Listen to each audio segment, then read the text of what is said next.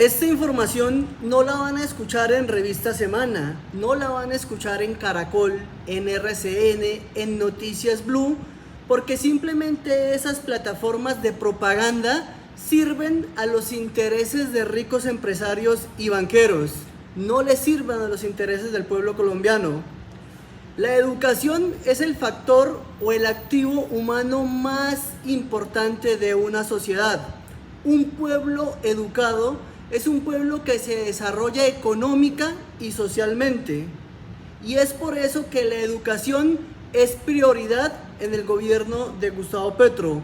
Hace parte de su programa de gobierno y se hace esfuerzos inmensos, como nunca antes, en inversión en educación superior y en el desarrollo educativo del pueblo colombiano. Hay una noticia extraordinaria y es que el gobierno de Gustavo Petro, articulando a la SAE, Prosperidad Social, ha logrado que bienes que le son incautados a las mafias de criminalidad, al narcotráfico, al paramilitarismo, al contrabando, pasen al servicio del pueblo colombiano en las universidades públicas. Y pongo 3 ejemplos puntuales. El edificio Ormaza de Cali, un edificio que le fue incautado al cartel de Cali, narcotráfico, le es entregado por la SAE a la Facultad de Derecho de la Universidad del Valle para que en ese edificio se cimiente la Facultad de Derecho, donde saldrán los abogados y servidores públicos para el mismo Estado colombiano. Otro bien importante es ese castillo Marroquín, un castillo que después de una cantidad o una tradición dudosa terminó en manos del narcotráfico también.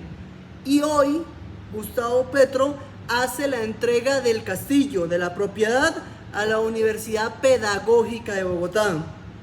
Un tercer caso es el de la finca Las Antillas, una finca incautada a un grupo paramilitar, la oficina de Envigado, que se entrega al servicio de los estudiantes de la Universidad de Antioquia. En mi caso, yo estoy feliz.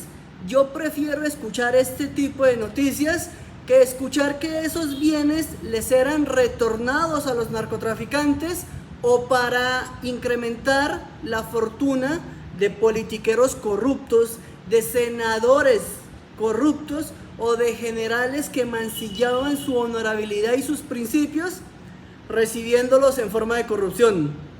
Ese es el gobierno del cambio, ese es el gobierno que le apuesta a la educación del pueblo colombiano.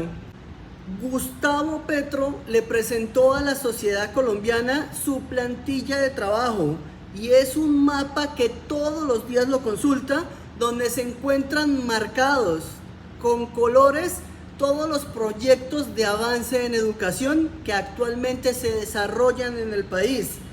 A lo largo y ancho del país se están reconstruyendo colegios, inaugurando nuevas instituciones, fundando sedes universitarias y lo más bonito, en esas zonas alejadas del país, donde se ha padecido el abandono estatal, donde la derecha decía invertir en esas regiones es como perfumar un bollo, precisamente en esas regiones es donde el gobierno del presidente Gustavo Petro está llevando la educación. Estoy feliz, yo soy uno de los responsables de haber votado por Gustavo Petro y hoy, después de 24 meses, hasta me estoy beneficiando de su excelente gestión política. Hace poco uno de mis hijos, de 17 años, gracias a un buen puntaje en las calificaciones del examen IFES, fue admitido a la Universidad del Valle. Cuando fui a cancelar la matrícula financiera, me llevé la gran sorpresa de encontrar la gratuidad, de encontrar la matrícula cero. Gracias, presidente Petro, gracias por preocuparte por el pueblo colombiano. Igualmente, Prosperidad Social sacó adelante el proyecto Renta Joven, que es un incentivo al buen estudiante, a ese estudiante que saca buenas notas para que no deserte y continúe en la educación superior hasta el punto de graduarse y salirle a servir al pueblo colombiano como un ciudadano capacitado y educado.